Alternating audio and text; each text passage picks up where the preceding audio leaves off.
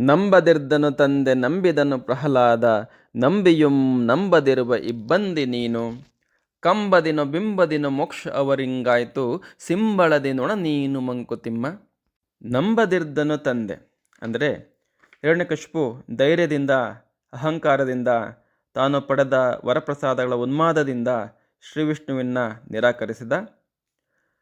ನಂಬಿದನು ಪ್ರಹ್ಲಾದ ಅಂದರೆ ಅವನ ಮಗ ಪ್ರಹ್ಲಾದ ಭಕ್ತಿಯಿಂದ ಸಂಪೂರ್ಣವಾಗಿ ಮಹಾವಿಷ್ಣುವಿಗೆ ಶರಣಾದ.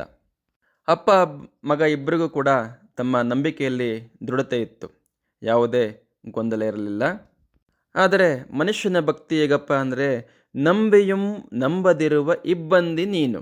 ಬೆಳೆಯ ತಕ್ಷಣ ನಾವು ಪೂಜೆ ಮಾಡಿ, ಪೂಜೆ ಪುನಸ್ಕಾರ ವ್ರತ ಎಲ್ಲ ಮಾಡಿಬಿಟ್ಟು ಆಸ್ತಿಕರ ಥರ ಕಾಣಿಸ್ತೀವಿ.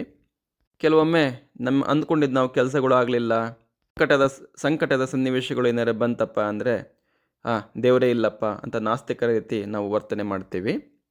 ಈ ರೀತಿ ಎಡೆಬಿಡಂಗಿ ಮನಸ್ಥಿತಿ ಮನುಷ್ಯನ ಭಕ್ತಿ. ಕಂಬದಿನ ಬಿಂಬದಿನ ಮೋಕ್ಷ ಅವರಿಂಗಾಯಿತು. ಹಿರಣ್ಯಕಶಿಪು ಕಂಬವನ್ನು ಹೊಡೆದಾಗ ಅದರಿಂದ ಬಂದಂಥ ಉಗ್ರ ನರಸಿಂಹ ಅವನನ್ನು ಕೊಂದು ಅವನಿಗೆ ಮೋಕ್ಷವನ್ನು ಕೊಡ್ತಾನೆ. ಅದೇ ರೀತಿ ಪ್ರಹ್ಲಾದನಿಗೆ ತನ್ನ ಸೌಮ್ಯ ರೂಪವನ್ನು ತೋರಿಸಿ, ಶ್ರೀಮನ್ನಾರಾಯಣನ ರೂಪವನ್ನು ತೋರಿಸಿ ಅವನಿಗೂ ಕೂಡ ಮುಕ್ತಿಯನ್ನು ಕರುಣಿಸುತ್ತಾನೆ. ಆದರೆ ಮನುಷ್ಯ ಹೇಗೆ ಅಂದರೆ ಸಿಂಬಳದಿ ನೊಣ ನೀನು ಮಂಕುತಿಮ್ಮ. ಸಿಂಬಳದಲ್ಲಿ ಏನೋ ಸಿಗುತ್ತೆ ಅಂತ ಹೋಗಿ ನೊಣ ಅದರಲ್ಲಿ ಕೂತ್ಕೊಳ್ಳುತ್ತೆ. ಅಲ್ಲಿ ಇರೋಕ್ಕೂ ಆಗಲ್ಲ, ಹೊರಗಡೆ ಬರೋಕ್ಕೆ ರೆಕ್ಕೆ ಅಂಟ್ಕೊಂಡಿದೆ, ಹೊರ ಬರೋಕ್ಕೂ ಆಗಲ್ಲ, ಅಲ್ಲೇ ವಿಲನೆ ಒದ್ದಾಡ್ತಾ ಇರುತ್ತೆ. ಇದು ನಮ್ಮ ಮನುಷ್ಯನ ಭಕ್ತಿಯ ಪರಿ ಅಂತ ತಿಮ್ಮಗುರು ಹೇಳ್ತಾರೆ.